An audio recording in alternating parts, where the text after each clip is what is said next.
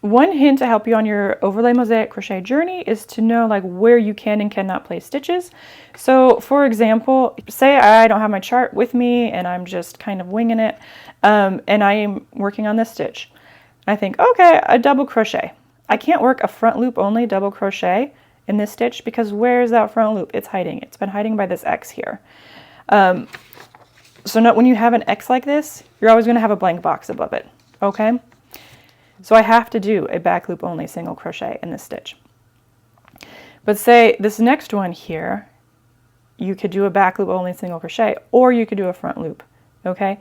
And what you do is determined by, do you want the color to appear or do you want it to disappear?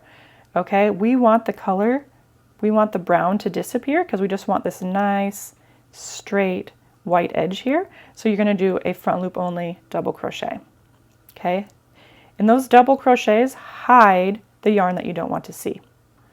Okay, if I was to do a back loop only single crochet, then we're not hiding the brown and you can see it here.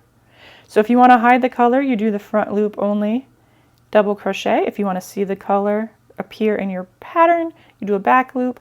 And then if you're stuck and you have a double crochet here, you just know that you're always going to do a back loop only single crochet. So those are just some random little tidbits about mosaic crochet.